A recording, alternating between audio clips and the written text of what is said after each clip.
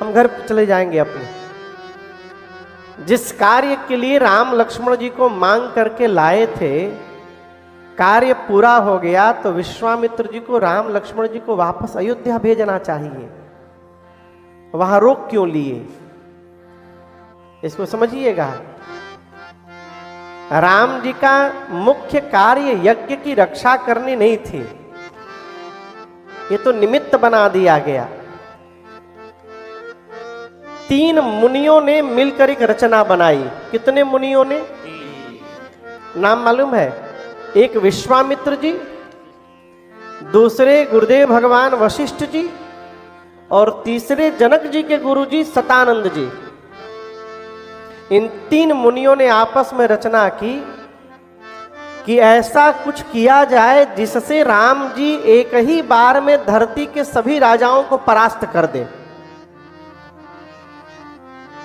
इनकी आपस की मीटिंग है तीनों मुनियों की। तो फिर निर्णय हुआ, सतानंद जी ने कहा कि मैं श्री जनक जी को प्रेरित करके मिथिला में धनुष यज्ञ की रचना करवाऊंगा। विश्वामित्र जी बोले ठीक है, राम जी को अयोध्या से निकालकर मिथिला पहुंचाने की ड्यूटी मेरी रही, मैं राम जी को मिथिला लेकर के आऊंगा।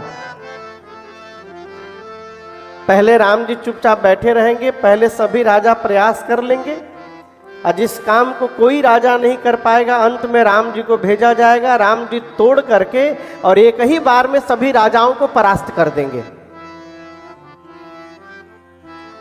वशिष्ठ जी पूछे हम क्या करेंगे? विश्वामित्र जी बोली यदि दशरथ जी राम जी को देने से मना कर दें तो वशिष्ठ जी आप राम जी को अयोध्या से बाहर निकलवाने में मदद करिएगा। और इसी रचना के कारण राम जी कल आप सुने बक्सर गए, यज्ञ की रक्षा की, और भगवान बक्सर में ही बने रहे कुछ दिन। अब यहां पर एक निवेदन करूं,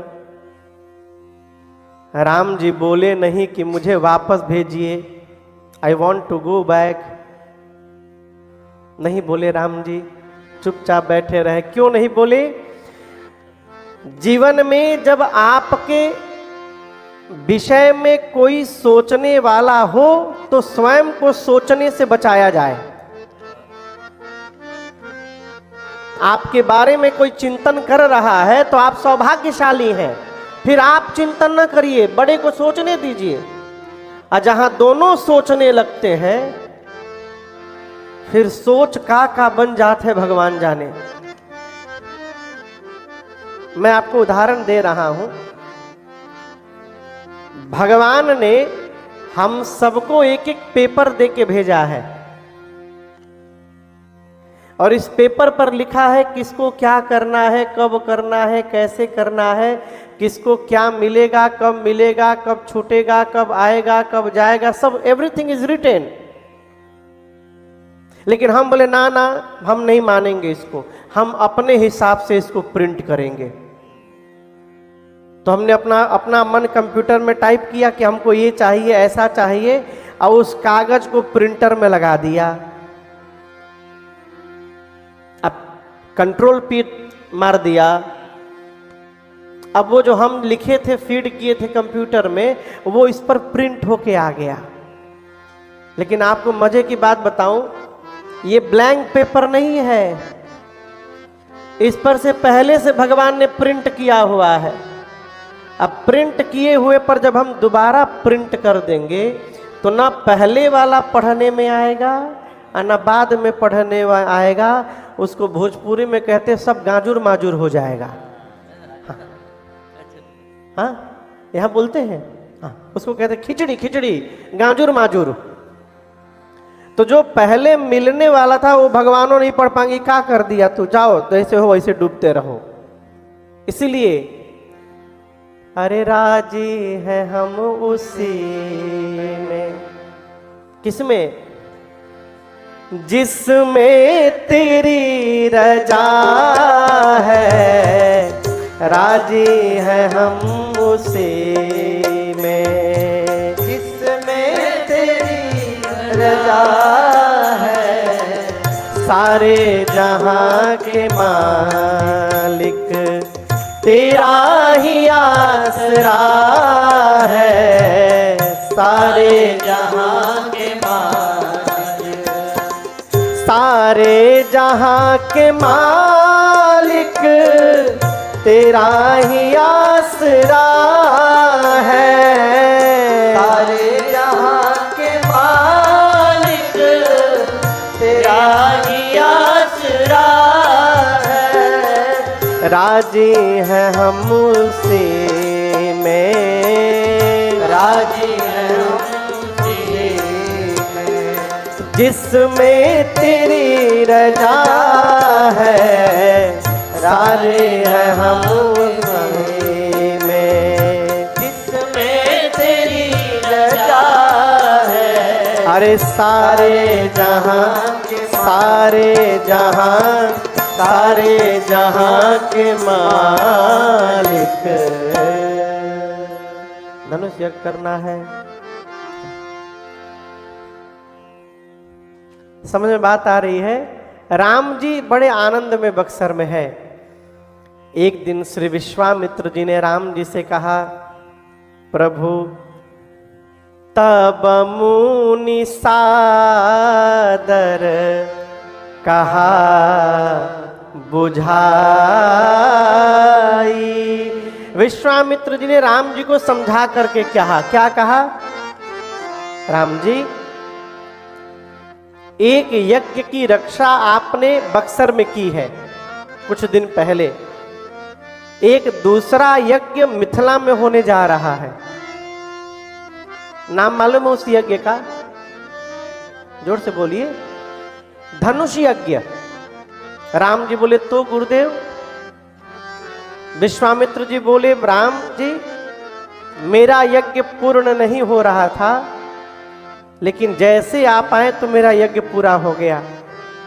मेरा अनुभव बता रहा है, यदि आप मिथिला चलेंगे ना तो आपके जाने से ही जनक जी का भी यज्ञ पूर्ण हो जाएगा। आप मिथिला चलेंगे राम जी? राम जी ने कहा, जो आज्ञा प्रभु।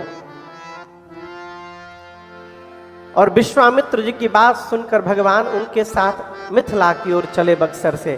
गोस्वामी जी कहते हैं, धनुष यज्ञ सुनी रघुकुल नाथा, धनुष यज्ञ सुनी रघुकुल नाथा, हर से चले मुनि वर के साथा, हर से चले मुनि वर के साथा, आश्रम एक दिख मग माहे, आश्रम एक दिख मग माहे, जहाँ पर खग मृग जीव जंतु तह नाही, खग मृग जीव जंतु तह नाही, पूछा मुनि शिला प्रभु देखे, पूछा मुनि शिला प्रभु देखे, सकल कथा मुनि कहा विसेखी, सकल कथा मुनि कहा विसेखी, सकल कथा मुनि कहा विसेखी, सकल कथा मुनि कहा विसेखी। पूज्यपाद गोस्वामी तुलसीदास जी कहते हैं, राम जी सुने, विश्वामित्र जी के साथ चल पड़े। कैसे चल पड़े? हर से चले मुनि वर के साथ। कैसे चले? कैसे चले? हर्षि मने हाँ, खुश होकर, प्रसन्न होकर। राम जी कैसे चले? राम जी बोले नहीं नहीं नहीं, क्या बोल रहे हैं, बहुत बहुत दिन हो गया घर से आए, हम घर जाएंगे। राम जी ऐसे नहीं बोले, कैसे गए? प्रसन्न होकर। देखिए, मनुष्य कोई भी कार्य करता है तो दो रूप से करता है, या तो प्रसन्न होकर करता है, और नहीं तो हाँ जबरदस्ती बेमन से करता है। और प्रसन्न मन से किया हुआ कार्य ही बताता है कि इस कार्य को करने वाला किस मन से इस कार्य को किया है। तो यहां पर तो खैर झाड़ू लगाने का सिस्टम ही नहीं है। झाड़ू लगाया जाता है यहाँ पे कि वो वैक्यूम क्लीनर खींच लेता है सब। हाँ? झाड़ू लगता है? अच्छा, मैं अमेरिका में था एक बार, 2-3 साल पहले। मैं पहली बार देखा इतना बड़ा गोल मशीन। वही अपने आप पूरे घर में घूम के झाड़ू लगावे, घर में पोछा लगावे। मैं बोली क्या है भाई, घूम रहा है घर में? मैं पहले देखा नहीं था। तो बोले महाराज ये झाड़ू लगाता है, फिर बाद में भी पोछा भी लगाता है, पूरे घर में अपने आप घूमेगा। इंडिया में आ जाए लड़का, उसको झुनझुना बना देंगे। शॉर्ट सर्किट हो जाएगा। घर में झाड़ू लग जाए तो पता चलता है कि कौन लगाया है। काम ही अपना परिचय देता है कि कार्य को करने वाला कर्ता किस मनोयोग से कार्य को किया है, ये कार्य बताता है। मेरी प्रार्थना है जीवन में कुछ भी करिए प्रसन्न मन से करिए। यदि रो करके करना है तो पहले मना कर दीजिए, no I can't do this, हमको नहीं करना। जिसका मन नहीं है सब्जी लाने का, आप उसको सब्जी लाने भेज दीजिए, मार्केट का सब सड़ा हुआ सब्जी घर में लेके आ जाएगा। अच्छा, दुकान वाला भी जानता है कौन मन से आया है कौन बिना मन से आया है, वो खोजता रहता है। क्या विनय, हम इनको नहीं बोल रहे हैं। हाँ। वो जितना डैमेज सामान है ना, वो सब उन्हीं को पकड़ाता है। राम जी चले तो प्रसन्न मन से चले, और चलते चलते एक स्थान पर राम जी रुक गए। एक दिशा की ओर देख करके राम जी ने पूछा, गुरुदेव ये स्थान कैसा है?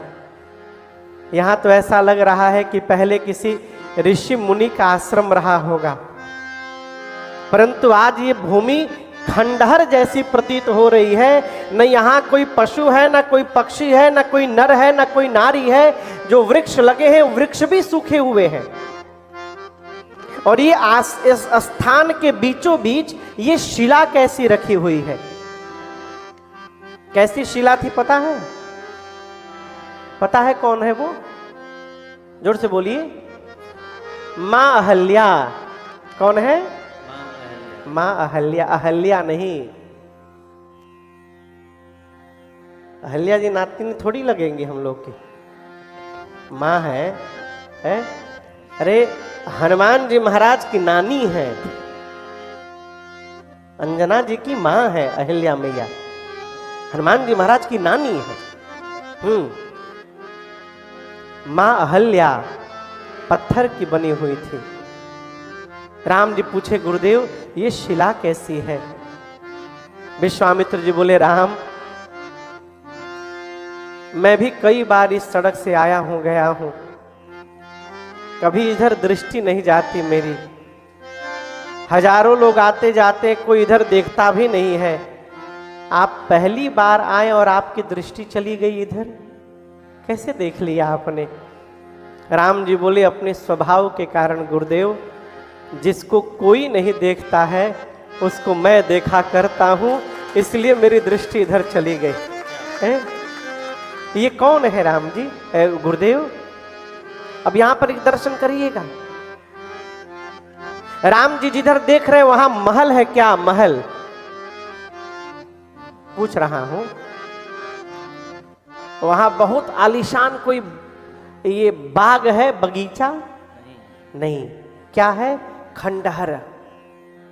सुंदर नहीं है, लेकिन आपको बताऊं उस स्थान पर गौतम ऋषि ने बैठकर जो भजन किया था, उस भजन का तेज आज भी उस स्थान पर दिखाई दे रहा है। खंडहर होने के बाद भी पता चल रहा है कि ये भूमि पवित्र है। मैं बार बार कहता हूं, घर को खूब सजाइए, खूब सुंदर सजाइए घर को, लेकिन जो आप सजा रहे हैं ना, ये कितने दिन तक सजा रहेगा वो तो रघुनाथ जी ही जान रहे हैं। 40 साल, 50 साल, 60 साल, 70 साल, उसके बाद उसको खंडहर होना ही होना है, डिमोलिश हो जाएगा। लेकिन आप यदि अपने घर में झोपड़ी में भी बैठकर भजन कर देंगे तो उस भजन का प्रताप 1000 वर्ष बाद भी वहां दिखाई पड़ेगा कि इस भूमि पर कभी किसी ने भजन किया होगा। और उस भजन के तेज के कारण राम जी उधर देख लिए। पूछा, गुरुदेव ये कौन है? गोस्वामी जी कहते हैं, सकल कथा मुनि कहा अभिषेक ही। विश्वामित्र जी ने राम जी को कौन सी कथा सुनाई? सकल कथा।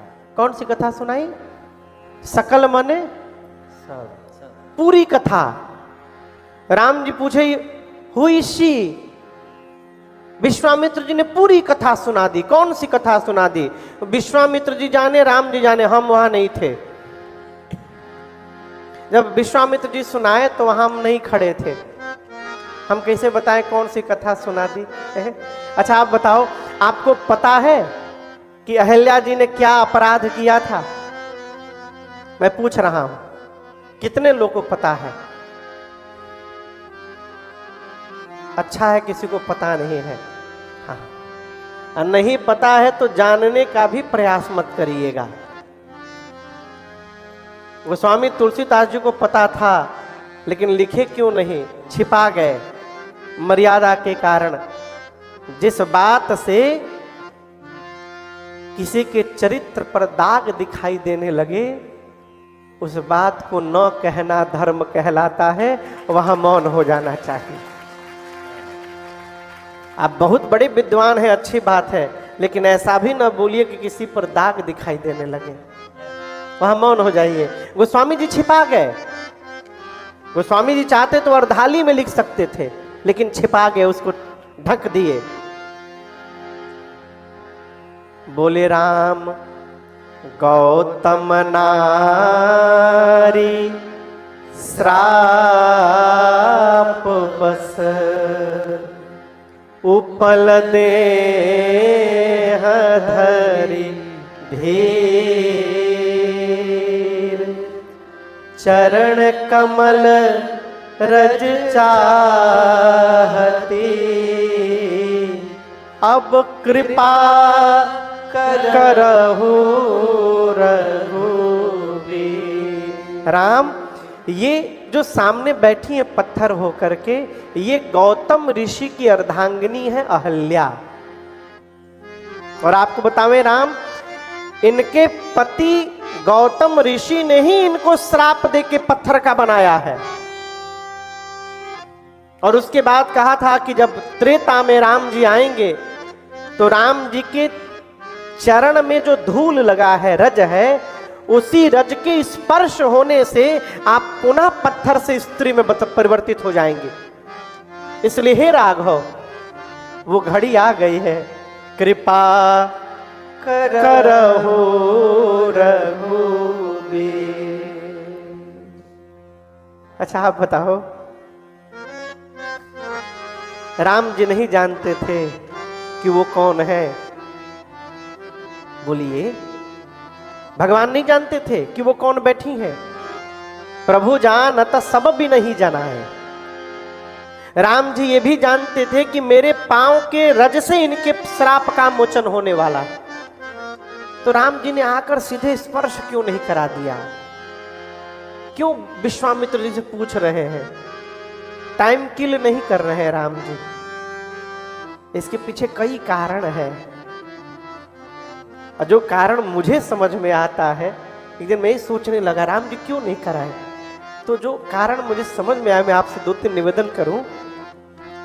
पहली बात तो ये राम जी का संस्कार है, अपने से बड़े के साथ जब रहना चाहिए तो अपने मन से कोई व्यवहार नहीं करना चाहिए जब तक बड़े की आज्ञा न प्राप्त हो जाए। ये पहला कारण। और दूसरा कारण जो समझ में आया, राम जी श्री विश्वामित्र जी को जगत में बड़ाई देना चाहते हैं। राम जी तब तक प्रतीक्षा करते रहे जब तक विश्वामित्र जी बोल न दिए। क्यों? आगे जगत ये कहेगा कि विश्वामित्र जी ने राम जी को ला करके और अहल्या जी का उद्धार करा दिया है, मेरे गुरुदेव का जगत में प्रतिष्ठा बढ़ जाए, इसलिए राम जी अपने मन से नहीं किए। और तीसरा एक और कारण आपको बताऊं, हम लोग जीव हैं, पाप भी करते हैं, पुण्य भी करते हैं, जान के भी करते हैं, अनजान में भी होता है। लेकिन आपको एक बात बताऊं, संत जब भगवान से किसी पर कृपा करने के लिए कह देते हैं तो फिर भगवान उसके पाप पुण्य का विचार नहीं करते हैं। आप समझ रहे हैं मेरी बात को? संत यदि कह दे कि प्रभु इस पर कृपा करिए, तो फिर भगवान अपना सारा पाप पुण्य की क्राइटेरिया का बुक बंद कर देते हैं और संत के कहने पर उस पर कृपा की वर्षा कर देते हैं। ये भगवान का स्वभाव है। विश्वामित्र जी संत हैं, उन्होंने जब कह दिया कृपा करहु रघुवीर, राम जी गए। राम जी नंगे पांव गए हैं कि पादुका पहने हैं? मैं पूछ रहा हूं।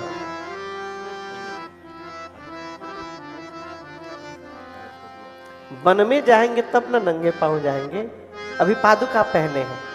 तो पादुका पहने तो धूल लगा होगा, कहिए। आप जूता मोजा स्लीपर पहन के चलेंगे तो सड़क का धूल लगेगा पांव में? नहीं लगेगा। और उन पर धूल चाहिए। तो राम जी गए अहिल्या जी के पास, पादुका निकाले। और मेरा एक मन कहता है ना, राम जी पांव रखे नहीं। देखिए, राम जी ऋषियों को दंडवत करते हैं, अहिल्या जी ऋषि पत्नी है, तो राम जी ऋषि पत्नी पर पांव कैसे रख देंगे? यहां गोस्वामी जी शब्द लिखते हैं परसत पद पावन। यदि राम जी पांव रखे होते तो गोस्वामी जी लिखते राखत पद पावन। लेकिन गोस्वामी जी ने क्या लिखा? परसत पद पावन। परसत समझते हैं? हमारे भारत बिहार में जब शादी ब्याह में पहले भोजन कराया जाता, अब तो वहां भी बुफेलो सिस्टम आ गया। हाँ, वो खड़े खड़े खाओ।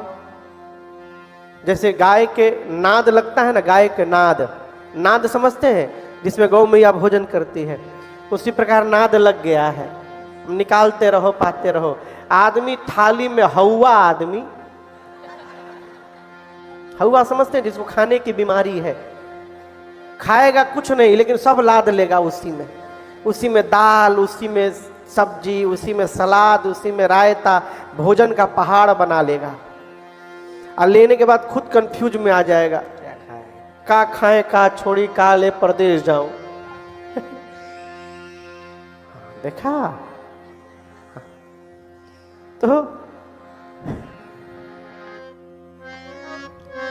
बिहार में जब पहले भोजन कराया जाता था तो नीचे पंगत लगती थी। क्या लगता था? पंगत। आप समझे? आप समझ रहे हैं? बिठा करके नीचे भुइयां बिठा करके भोजन कराते थे। सामने पत्तल आता था और दाल, लोग कहते थे यहाँ सब्जी परोसिए, यहाँ दाल परोसिए, यहाँ चावल परोसिए। तो परोसने का अर्थ है इस प्रकार से सामग्री दी जाए कि सामग्री चली भी जाए और आपस में पत्तल और बर्तन का स्पर्श न हो। ऊपर से देने की प्रथा का नाम है परोसना। समझ रहे हैं आप लोग? अब जैसे ये थाली है, तो यदि इसमें थाली जूठा है, हम खा रहे हैं, और इसमें दाल दिया जाएगा तो दाल सटा करके नहीं दिया जाएगा, फिर ये बर्तन भी जूठा हो गया। ऊपर से दाल दिया जाएगा। ये ऊपर से देने के नियम को कहते हैं परोसना। यहां गोस्वामी जी संकेत करते हैं, राम जी ने चरण रज को परोस दिया है। परसत पद पावन शोकन सावन प्रगट भई तब पुंज सही देखत रघुनायक जन सुखदायक सन्मुख होई कर जोर रही अति प्रेम धीरा पुलक शरीरा मुख नहीं आवई वचन कही अतिशय बड़भागी चरण मिलागी जुगल नयन जलधार बही। जैसे राम जी ने चरण रज का स्पर्श कराया, मां अहल्या जो पत्थर की थी वो चैतन्य हो गई और राम जी के सामने खड़ी हो गई। युगों के बाद उनकी आंख खुली थी। कितने दिन के बाद? युगों के बाद। आप कल्पना करिए, कोई वर्षों बाद अपनी आंख खोले और आंख खुलते सामने भगवान दिखाई पड़ जाए, उस जीव की क्या गति होगी। जैसे रघुनाथ जी दिखाई पड़े ना, मां अहल्या के एक एक रोंगटे खड़े हो गए शरीर के।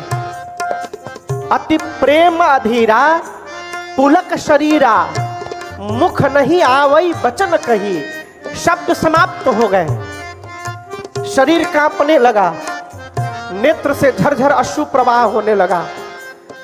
मन जब बस में नहीं रहा तो भाव विभोर होकर अहिल्या जी राम जी के चरणों पर गिर पड़ी।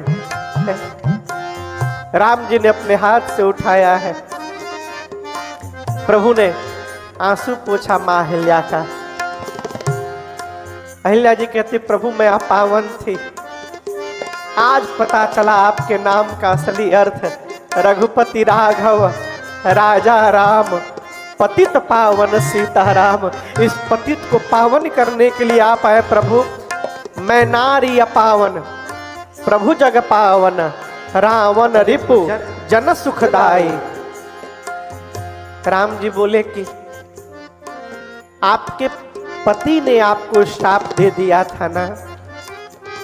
अहिल्या जी बोली कि ये बात आपसे किसने कही? राम जी बोले, वो गुरु जी खड़े हैं ना, विश्वामित्र जी, वही बता रहे थे अभी हमको कि आपके पति ने ही आपको श्राप देकर पत्थर का बना दिया।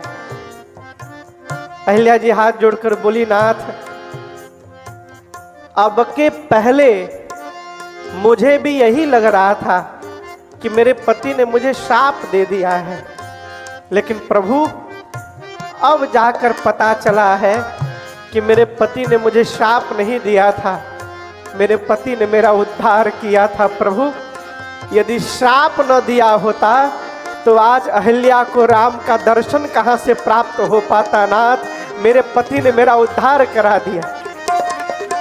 मैं श्राप जो दीन्हा अति भाल कीन्हा परम अनुग्रह मैं माना।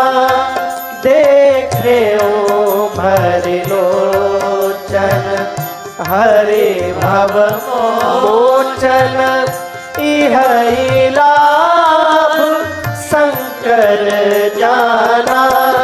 देखे ओ भरि लोचन हरि भव मोचन इह लाभ शंकर जाना।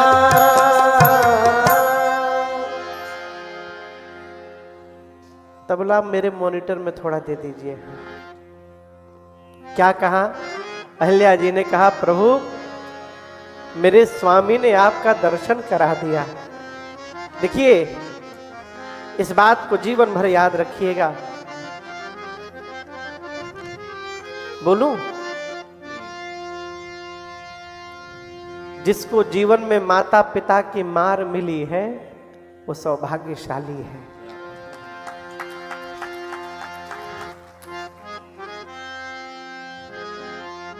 विश्व में कई ऐसे देश हैं जहां माता पिता बच्चों को डांट भी नहीं सकते, मारना तो बहुत दूर की बात। आप ही का देश है। और याद रखिएगा, जब तक माता पिता की मार न पड़े तब तक जीवन को शेप नहीं मिलता है। उनकी डांट ही श्रेष्ठ का क्रोध भी हमारा मंगल करता है। सद्गुरु यदि शिष्य पर क्रोधित हो जाए उसके बाद भी शिष्य का मंगल ही मंगल होगा। माता पिता यदि नाराज भी हो जाए तो संतान का उद्धार ही होगा। है? यहां मारते हैं, फिजी में यहां मारते हैं। बहुत बढ़िया, बहुत सुंदर। स्कूल में नहीं मारते, तो स्कूल में नहीं मारते, घर पे दे सकते हैं ना। हमारे एक परिचित है, उनसे पूछा कि भैया आप अमेरिका छोड़ के भारत क्यों आ गए? लखनऊ में सेटल्ड है अभी। वो लगभग 25 साल अमेरिका में रहे। तो बोले महाराज मेरा बेटा कारण है। न क्यों? वहाँ का हवा तो जानते हैं आप। 12वीं क्लास में था, पढ़ाई नहीं करता था, तो मैंने डांटा तो उसने पुलिस बुला दी। 911 यही है नंबर, है ना? तो जाना था, उसने पुलिस बुला दी। अब पुलिस आया तो हम लोग बोले कि देखिए टेंशन में थे, बीपी बढ़ गया था, मानसिक स्थिति ठीक नहीं थी, फर्स्ट टाइम और लास्ट टाइम है, आज के बाद ऐसा नहीं होगा। पुलिस वार्निंग दे के चली गई। उसके बाद महाराज मैं सावधान हो गया, तो मैं 2 साल के अंदर लखनऊ में पूरा सेटअप तैयार किया बिजनेस का।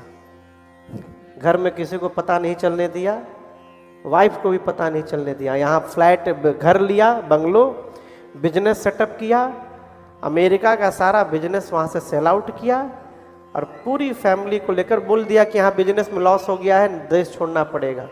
सब चिल्लाते रहे, सबको लेकर के वापस भारत आया। दिल्ली उतरा, एयरपोर्ट पर इमिग्रेशन कराया और इमिग्रेशन कराने के बाद से वहीं से पीटना शुरू किया।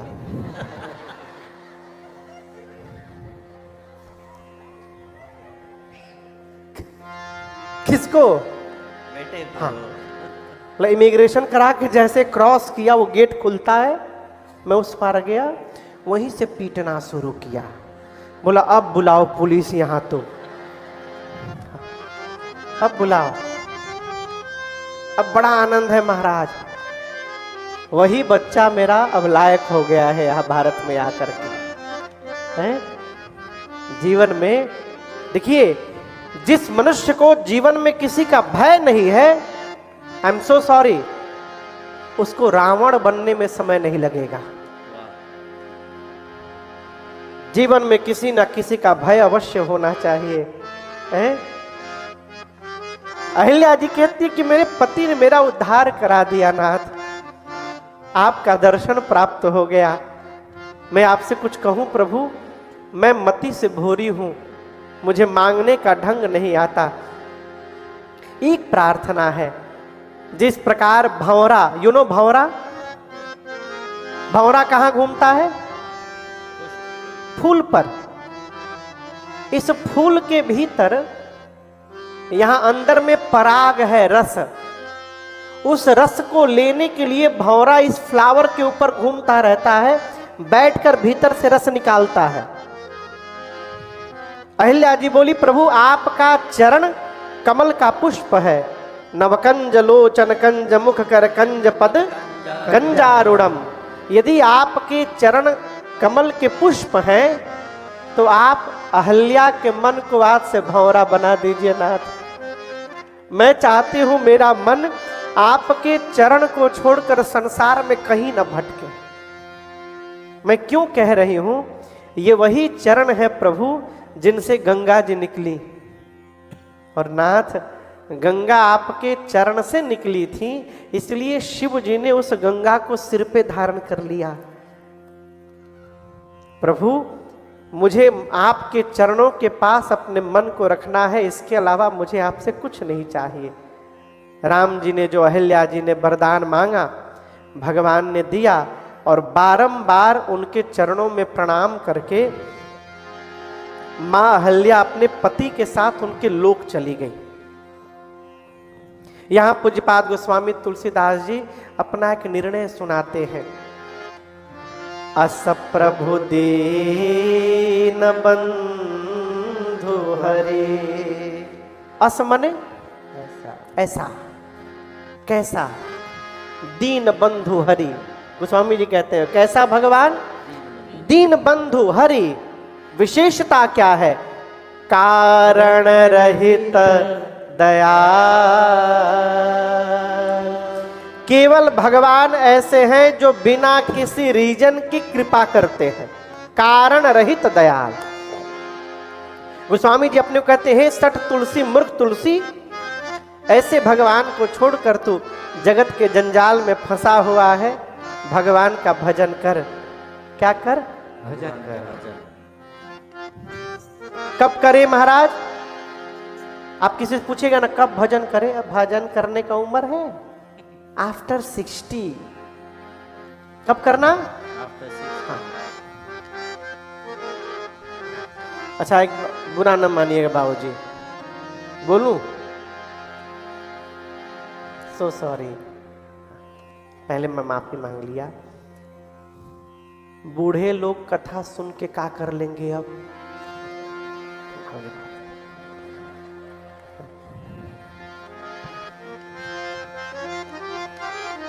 आपको नहीं कह रहा हूं, आप तो 50 कर दो।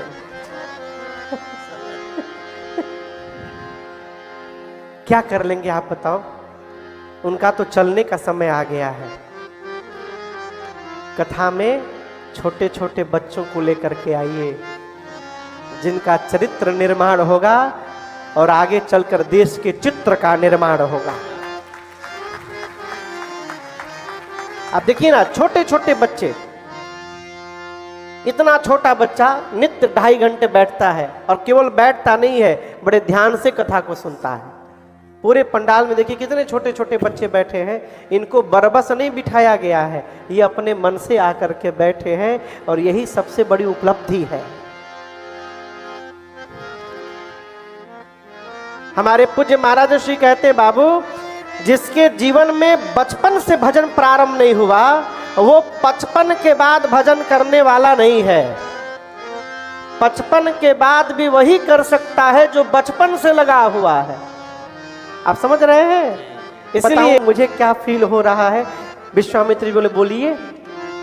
जनक जी बोले, मुझे तो लग रहा है कि वेद भगवान जिसको ब्रह्म बताते हैं, वही ब्रह्म तो कहीं मेरी आंखों के सामने नहीं आ गया है रूप धारण करके है?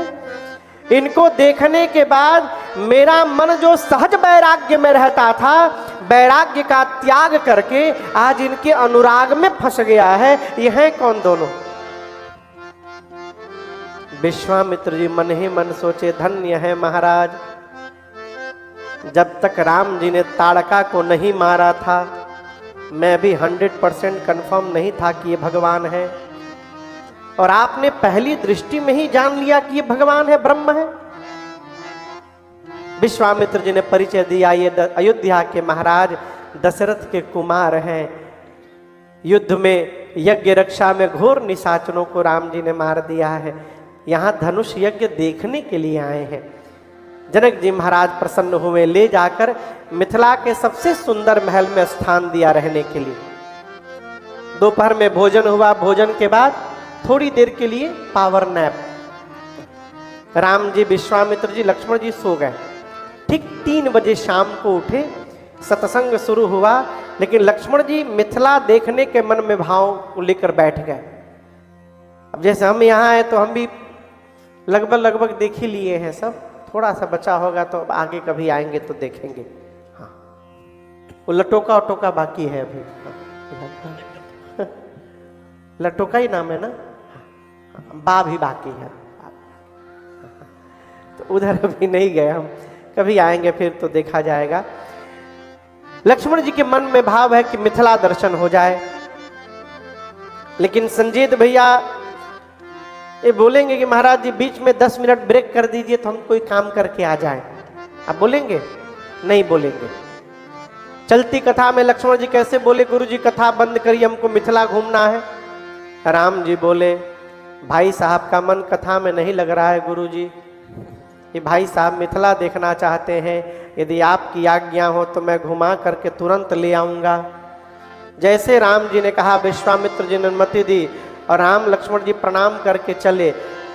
देखा न बाग देखा न नगर भूप सुत आए, देखा न नगर भूप सुत आए,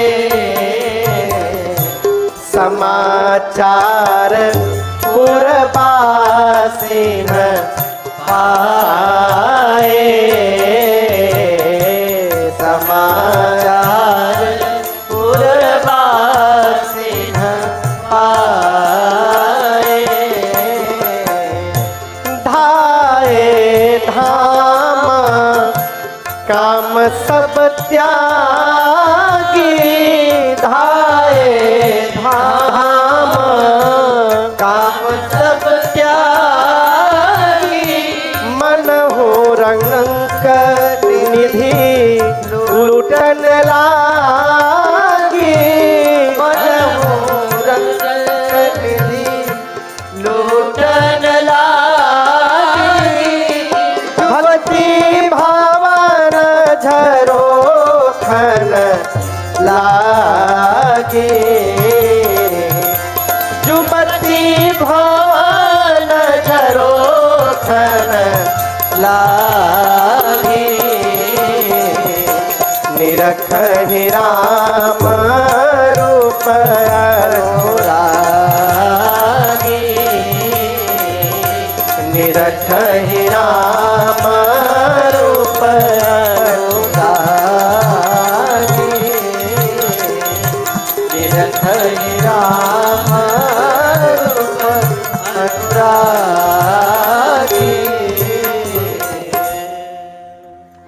राम लक्ष्मण जी नगर घूमने चले, सूचना आग की तरह फैल गई। कहां फैल गई? मिथिला में। कहां फैल गई? मिथिला में। क्या फैल गई?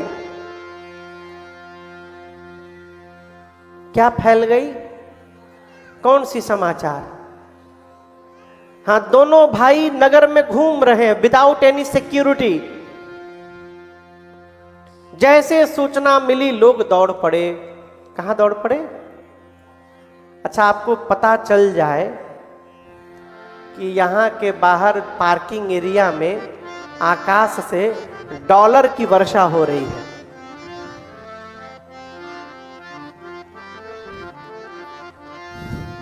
किसकी वर्षा हो रही है? डॉलर। अनलिमिटेड बरिस रहा है सड़क पर। कौन कौन यहां बैठेगा? देख रहे हैं 10-12 लोग को छोड़ कोई हाथ नहीं उठाया। मैं प्रैक्टिकल कह रहा हूं। अच्छा, एक एक प्रश्न पूछे। आप यहां से मान लीजिए जाइए, चाहे डॉलर भूल जाइए, बाहर निकले तो वहां कोने पर एक मिट्टी की मूर्ति दिखाई पड़ी रावण की। किसकी? किसकी बनी है? मिट्टी की। आप उठाएंगे कि छोड़ देंगे? बोलिए जोर से। छोड़ देंगे। 7 दिन की कथा है, 6 दिन मिट्टी की मूर्ति दिखाई पड़े वहां कोने में रावण की। आप उठाएंगे कि छोड़ देंगे? 7वें दिन सोने की मूर्ति है रावण की।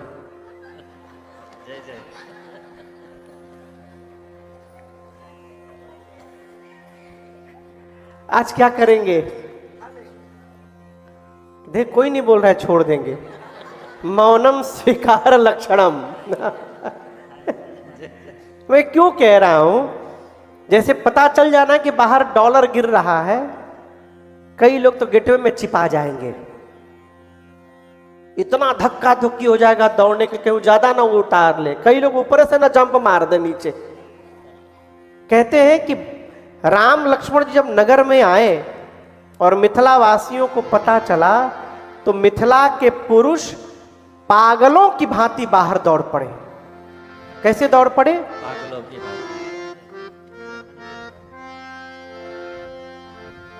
ये क्या है? मंजीरा। आप यहां मंजीरा बजा रहे हैं हॉल में, क्या कर रहे हैं? ये काम है ना, काम कर रहे हैं। यदि यहां से नीचे जाना हो तो मंजीरा बजाते हुए दौड़ेंगे कि मंजीरा फेंक के दौड़ेंगे? बोलिए। हाँ, इसका मतलब आप पूरा पागल नहीं हुए हैं अभी।